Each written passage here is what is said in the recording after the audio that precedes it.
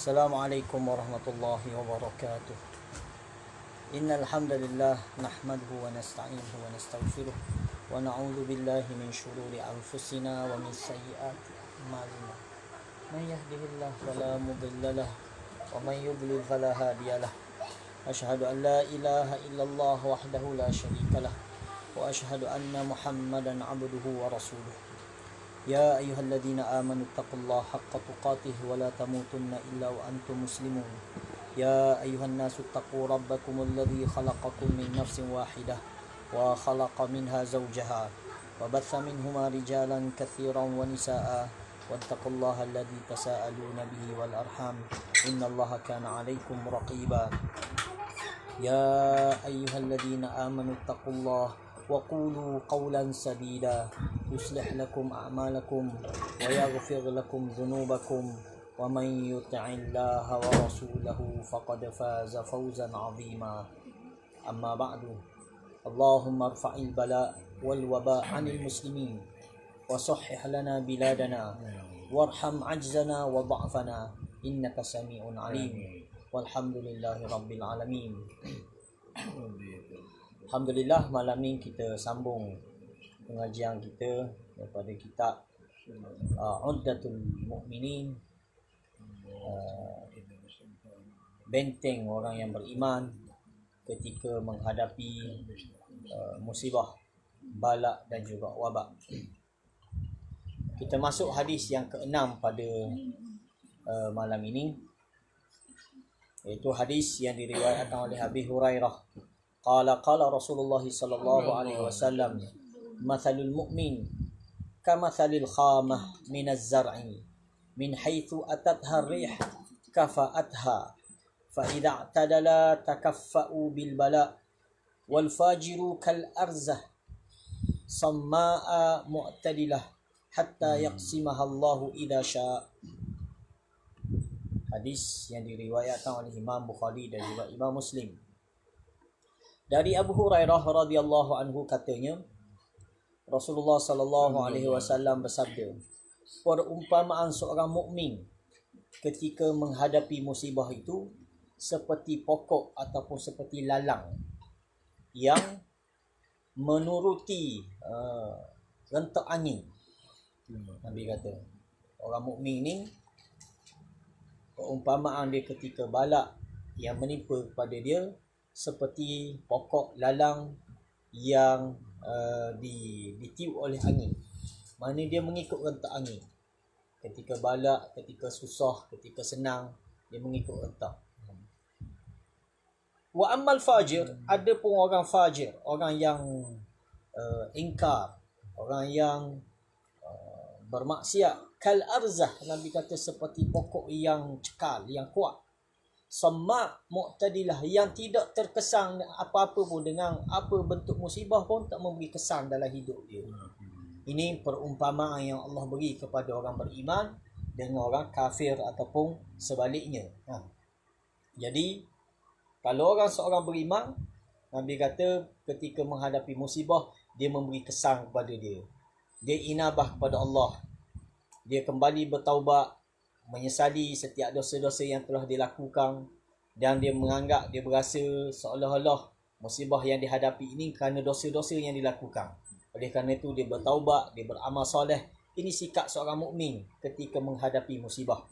Adapun fajir, marilah bala apa pun, musibah setara mana pun, tak memberi kesan apa-apa pun pada diri dia, tak menginsafkan dia dan tidak menyebabkan dia kembali kepada Allah Subhanahu Wa Taala.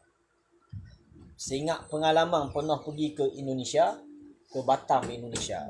Kita pergi selepas beberapa sebulan ataupun beberapa minggu selepas tsunami di Batam.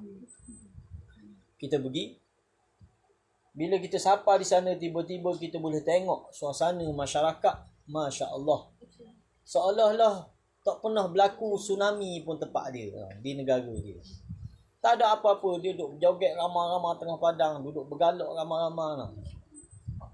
Itu sikap yang kita rasa tidak memberi kesan kepada dia. Apa sahaja musibah, apa sahaja bencana yang Allah timpakan kepada mereka. Jadi ini perumpamaan yang Nabi beri kepada kita, seumpama orang mukmin dengan musibah seperti lalang yang menuruti. Bila angin tiup ke kiri, dia ke kiri. Angin tiup ke kanan, dia ke kanan. Tidak sebagaimana orang kafir, orang fajir, orang yang ingkar.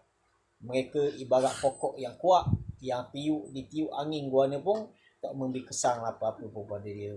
Jadi biarlah kita jadi seorang mukmin yang sentiasa insaf dengan apa sahaja musibah, apa sahaja bala yang ditimpakan, mengingatkan kita kepada Allah dan mengembalikan kita kepada Allah Subhanahu Wa Taala. Sikap orang mukmin apabila dia mendapat nikmat, dia akan mensyukuri, dia akan orang kata berterima kasih kepada Allah, dan apabila ditimpa bala dia akan bersabar. Itu sikap orang mukmin. Orang mukmin sentiasa menyebut alhamdulillah. Kalau dapat benda baik, dia sebut benda orang mukmin. Dia ajar. Faham? Apa doa yang kita sebut bila kita menerima satu kebaikan, satu alhamdulillah, syukur alhamdulillah. Syukur alhamdulillah, tapi ada panjang dia. Ada alhamdulillahillazi bi ni'matihi tatimmus salihat. Itu ucapan yang Nabi ajar kepada kita. Sebut sekali, alhamdulillah billazi bi ni'matihi tatimmus salihat. Benda maksud dia, segala puji bagi Allah dengan segala nikmat yang dikurniakan ini menyempurnakan amal-amal soleh kita. Moga-moga segala nikmat yang Allah beri menyebabkan kita tatimmus salihat, kita sempurnakan amal soleh. Tapi apabila ditimpa musibah, apa ucapan kita? Semalam kita ambil dah kan, inna lillahi wa inna ilaihi raji'un. Juga orang mukmin dia ucap juga alhamdulillah. Benda alhamdulillah dia ucap alhamdulillah ala kulli hal. Boleh? Apa maksud dia? Alhamdulillah ala kulli hal. Segala puji bagi Allah apa sahaja keadaan. Keadaan baik pun kita puji Allah, keadaan yang musibah pun kita puji Allah Subhanahu Wa Taala. Okey. Itu hadis yang pertama.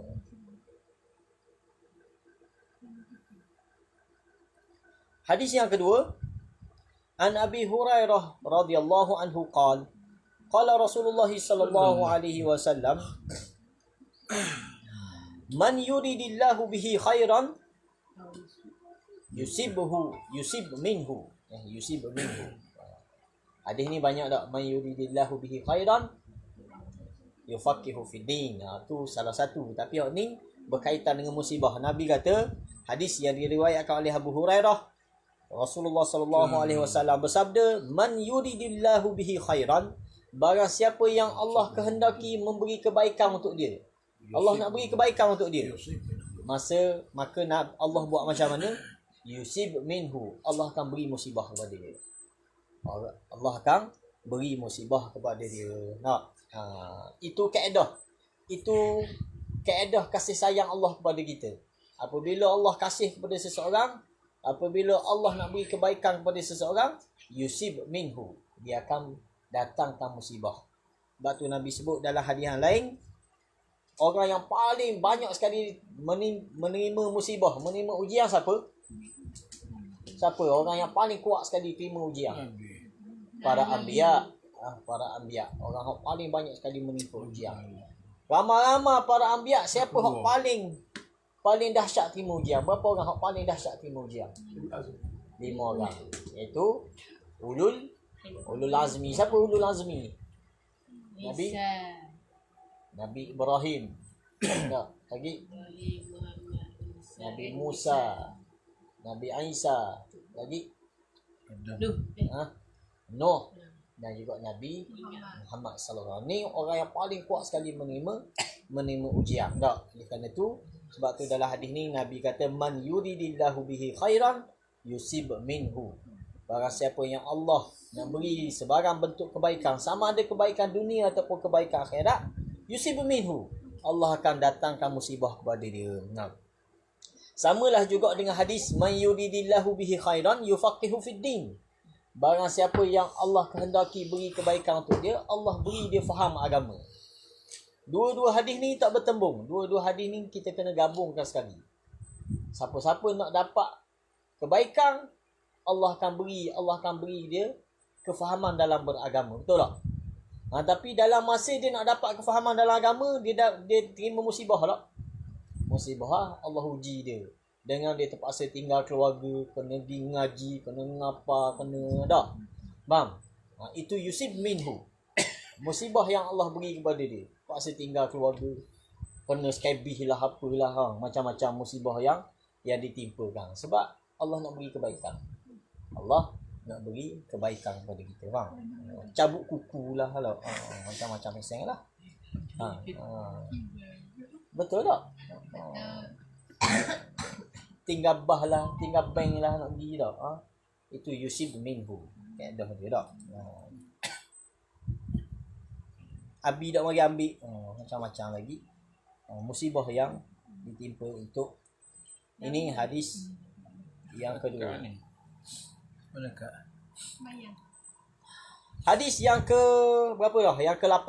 Tadi ada yang ke-7 dah. Ada yang ke-8. An Abdullah bin Mas'ud radhiyallahu anhu qala dakhaltu ala Rasulillah sallallahu alaihi wasallam wa huwa yu'aku wa'kan shadida famasistuhu bi yadi faqultu ya Rasulullah innaka latu'aku wa'kan shadida faqala Rasulullah sallallahu alaihi wasallam ajal inni u'aku kama yu'aku rajulani minkum faqultu dhalika anna laka ajrain faqala Rasulullah sallallahu alaihi wasallam ajal ثم قال رسول الله صلى الله عليه وسلم ما من مسلم يصيبه أذى مرض فما سواه إلا حط الله له سيئاته كما تحط الشجرة ورقها.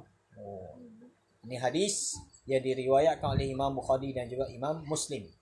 Dari Abdullah bin Mas'ud radhiyallahu anhuma. Katanya, aku masuk menziarahi Nabi dalam keadaan Nabi sedang sakit berat. Wa'kan ni ada maksud yang dikatakan demam, ada maksud sakit yang teruk lah. Wa'kan syadida. Famasistuhu biyadi. Lalu aku sentuh Nabi, aku gosok Nabi dengan tangan aku. Dan itu antara sunnah kita pergi ziarah orang sakit dah. Ziarah orang sakit ni termasuk dalam sunnah Nabi SAW. Dan bila kita pergi, kita gosok dia dan kita doakan dia ataupun kita ruqyah dia.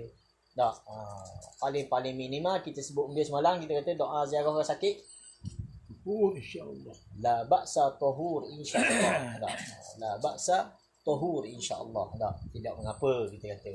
Moga-moga Allah hapuskan dosa-dosa kamu dengan sakit ini. Ataupun nas'alullahal azim rabbal arshil azim an yashfiyaka. 7 kali kita sebut. Pegang dekat sakit dia tu. Gosok ataupun setuh dekat sakit dia tu, sebut as'alullahal azim rabbal arshil azim an yashfiyaka. Aku memohon kepada Allah yang maha agung, yang memiliki arsy yang agung, moga-moga Allah sembuhkan engkau. An yashfiyaka. Kalau puang an yashfiyaki. Masya-Allah, masya-Allah. Ahsanta. Okey. Kalau sekali ada SKB tak boleh situ lah sebab tu jaket. Begitu juga orang corona tak boleh duduk dekat lah. tak ada rasa. Okey dah. Jadi Abdullah bin Mas'ud ni dia pergi ziarah, dia pergi melawat Nabi ketika Nabi sakit. Lalu dia kata, ya Rasulullah, innaka latu'aku wa'kan syadida. Wahai Rasulullah, aku melihat engkau ni menghadapi sakit yang teruk sangat. Maka Nabi pun jawab, ajal, ya. Inni u'aku kama yu'aku rajulani minkum. Nabi kata, aku kalau ditimpa sakit, para anbiya ni kalau ditimpa sakit, tak seperti sakit 2 orang dari kalangan kamu. Tu boleh bayang. Kita kalau kita sakit kepala, tak, dengan sakit kepala Nabi 2 kali ganda dengan sakit kepala kita. Kalau kita demam, Nabi akan diberi demam 2 kali ganda daripada demam kita. Faham? Itu benda yang dihadapi oleh Nabi. Nabi kata, betul. Nabi kata, ajal, ya. Sesungguhnya aku ditimpa rasa sakit seperti rasa sakit 2 orang dari kalangan kamu. Lalu Abdullah bin Mas'ud pun faham. Dia kata, faqultu dzalika anna laka ajrain. Kalau begitu bagimu 2 pahala ya Rasulullah. Nabi kata, ajal, ya. Memang bagi para anbiya, dia ditimpa sakit 2 kali ganda dan dia akan mendapat pahala, ganjaran pahala 2 kali ganda. Begitulah juga kita bila kita menghadapi sakit, sakit setara mana? Sakit yang teruk, maka banyaklah pahala sekiranya kita sabar. Nah, sakit yang ringan-ringanlah pahala dia dah. Lalu Nabi pun sebut beri pengajaran kepada Abdullah bin Mas'ud. Nabi kata benda ma min muslim. Tiada seorang pun dari kalangan seorang muslim yusibuhu adha, ditimpa satu kesusahan, sakit ataupun apa sahaja yang menyusahkan hidup dia, illa hattallahu lahu sayyiatihi, melainkan Allah akan gugurkan dosa-dosa daripada dia. Allah akan gugurkan dosa-dosa bila kita ditimpa musibah. Contoh hari ni, kita boleh katakan seluruh Malaysia, bahkan seluruh dunia, tak, termasuk umat Islam seluruh dunia ini ditimpa musibah dengan corona ni. Terpaksa bersusah payah, tak, terpaksa berkurung diri, tak, tinggal kerja buat. Kadang-kadang ada orang yang berniaga yang terpaksa tinggalkan perniagaan dia, tak ada sumber kehidupan. Ini semua adalah musibah, ini semuanya ada yang mana Allah akan setiap mukmin muslim yang bersabar dengan musibah ini, maka Allah akan hattallahu lahu sayyiatihi, Allah akan gugurkan dosa-dosa yang telah dia lakukan. Kama tahuttu syajaratu waraqaha, sebagaimana Nabi beri perumpamaan sebagaimana pokok yang menggugurkan daun-daun dia yang kering. Kaji tengok tak pokok daun gugur. Begitulah juga dosa-dosa kita gugur disebabkan dengan musibah ataupun sakit ataupun bala yang ditimpakan kepada kita. Itu di antara pengajaran yang kita boleh ambil daripada wabak yang menimpa dunia pada hari ini.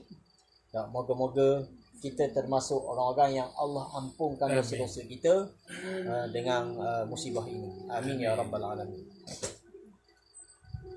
Bab yang seterusnya, bab ma jaa fi sabri 'alal bala.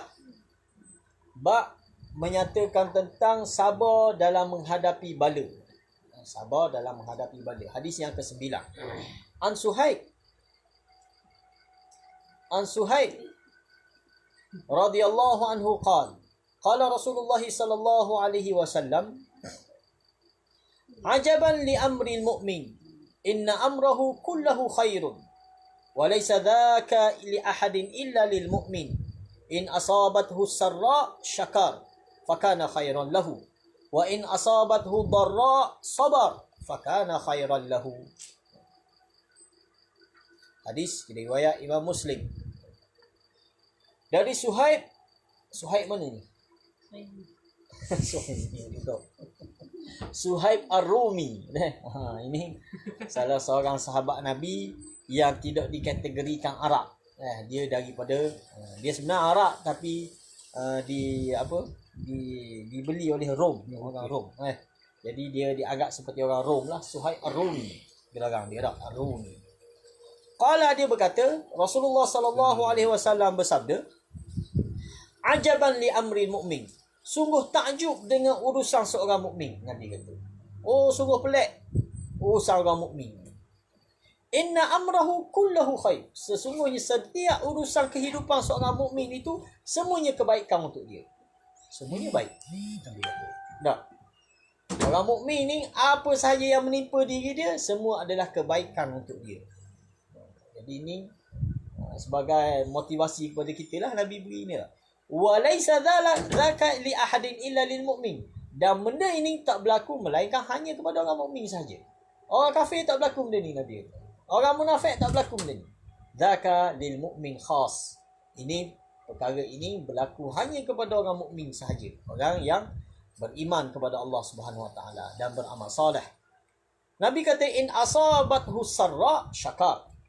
Apabila dia menerima sebarang bentuk kebaikan, sebarang bentuk yang mengembirakan dia. Terima nikmat, terima rezeki, naik pakak, boleh gaji, boleh anak, boleh natu, boleh cucu. Sembuh daripada penyakit. Apa sajalah kebaikan-kebaikan yang diterima. Lalu seorang mukmin itu syakara, dia pun mensyukuri kepada Allah dengan nikmat yang diterima ni. Dia bersyukur. Fakana khairan lahu. Ini kebaikan untuk dia, Nabi kata. Dia dapat nikmat pun, dia dapat pahala, dia dapat ganjaran daripada Allah, dia dapat kebaikan sebab dengan nikmat tadi dia bersyukur. Apa maksud syukur? Apa itu maksud syukur? Hakikat sebuah kesyukuran. Apa itu syukur? Kita ambil definisi yang diberi oleh Syekh Abdul Qadir Al-Mandili dalam kitab Penawar Bagi Hati. Dia kata hakikat sebuah kesyukuran itu ialah kita menggunakan segala nikmat Allah kepada ketaatan kepada Allah. Itu hakikat syukur. Tak? Tanda kita bersyukur bila Allah beri nikmat kepada kita, nikmat sihat, nikmat lapang, nikmat kesihatan, nikmat tubuh badan, nikmat apa sahaja nikmat, kita gunakan nikmat-nikmat sani untuk taat kepada Allah. Itu tanda orang tu bersyukur. Tapi sekiranya kita dapat nikmat, Allah beri nikmat, tiba-tiba nikmat ni kita guna untuk maksiat kepada dia, ini tanda orang tu telah kufur kepada Allah dengan nikmat yang diberi.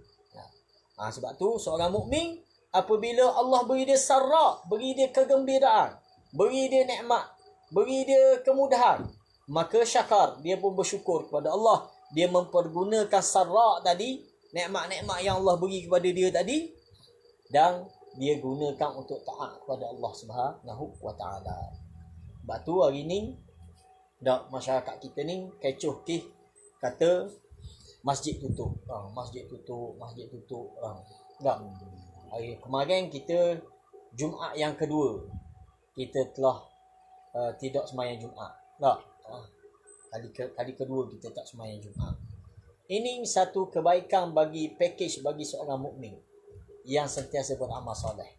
Nabi kata mana-mana mukmin yang zaman masa dia sihat, hari itu masa lapang, hari itu masa tak ada perintah kawalan pergerakan, itu dia sentiasa menjaga sembahyang 5 waktu secara berjemaah. Dia sentiasa jaga sembahyang Jumaat dia. Dia pergi awal, dia mendengar khutbahnya, dia jaga sama. Dia tak pernah miss Jumaat, melainkan ketika dia uzur, ketika dia sakit sahaja. Begitu juga sembahyang Jumaat 5 waktu di masjid, dia sentiasa jaga sama. Tak pernah miss dia ni. Orang azan dia ada dah di masjid.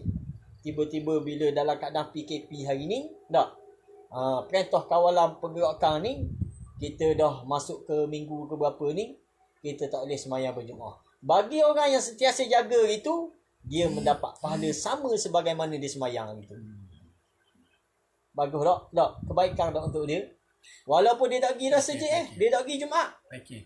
Tapi dia dapat juga allowance. Pahala sama banyak sebagaimana hak dia buat. Nabi kata ini bagi orang mukmin yang beramal.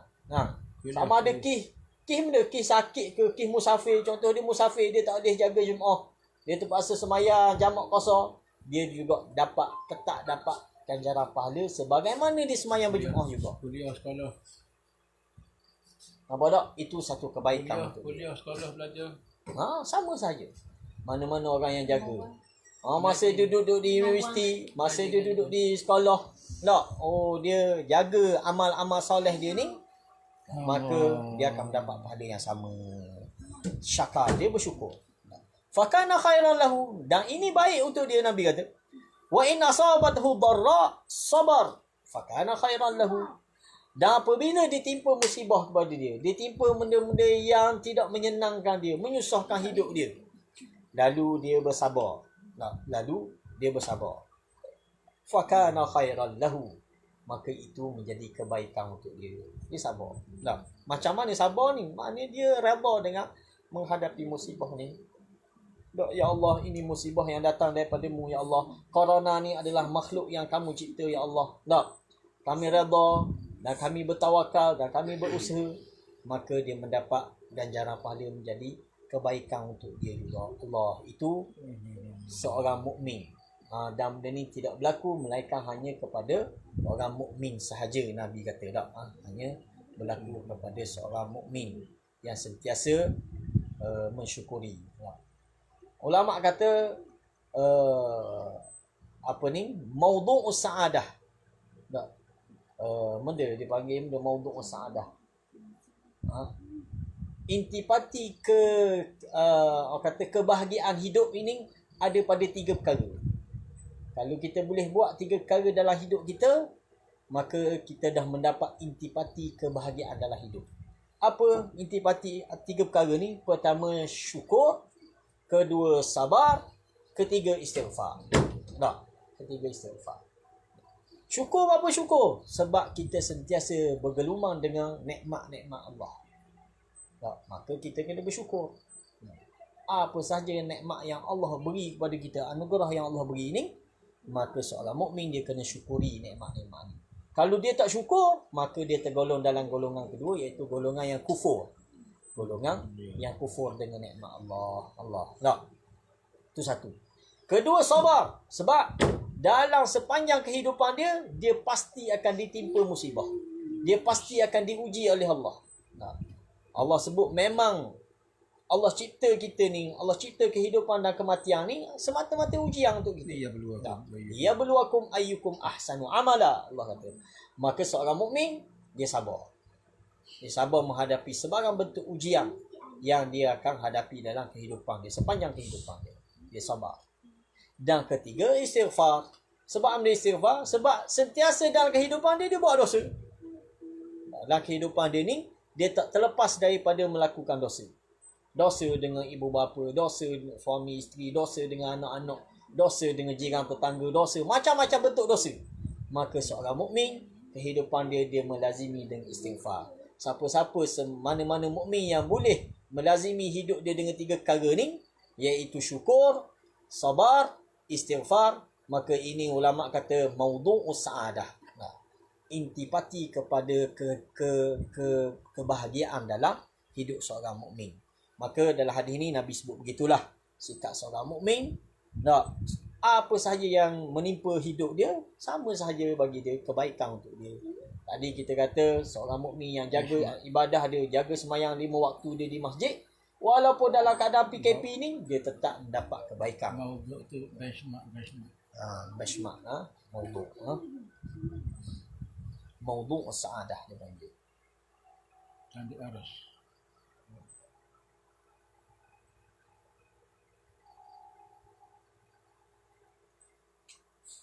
Dalam ayat Allah sebut dalam bab sabar ni, Allah kata innama yuwaffas sabiruna ajrahum bighairi hisab. Allah kata lah, sesungguhnya akan dianugerahkan kepada orang-orang yang sabar ni ganjaran pahala mereka bighairi hisab, tanpa hisab. Makna tak dikira, tak terkira. Banyak mana ganjaran pahala yang akan diberi kepada orang yang sabar ni. Masya-Allah. Sebab tu dalam ayat Allah kata wasta'inu bis sabri was salah. Sebahagian ulama tafsir, dia tafsirkan as-sabru situ as-saum. Minta tolonglah kamu dengan sabar dan juga solat. Sabar-sabar sini sebahagian ulama tafsirkan sebagai as-saum, iaitu puasa. Maknanya minta tolong ketika kamu ditimpa musibah, minta tolonglah dengan Allah melalui dengan kita memperbanyakkan puasa dan memperbanyakkan sembahyang. Pahala belakang. Memperbanyakkan puasa, memperbanyakkan sembahyang. Oleh kerana itu, Allah beri kita musibah ni betul-betul dah menjelang Ramadan. Masuk bulan Syaban, maka kita serulah kepada semua supaya kita memperbanyakkan puasa di bulan Syaban ni. Menepati sunnah Nabi SAW. Nabi tak ada bulan selain daripada Ramadan yang paling banyak Nabi puasa sunat, melainkan di bulan Syaban. Dan para ulama beri garis panduan kepada kita macam mana puasa sunat yang Nabi buat di bulan Syaban ini, iaitu dengan kita puasa Isnin Khamis, ataupun kita puasa selang sehari, ataupun kita puasa 3 hari. 3 hari dalam sebulan ni. Cuma jangan kita puasa sepenuhnya sepanjang bulan Syaban ni. Nabi tak pernah puasa direct sepanjang bulan Syaban.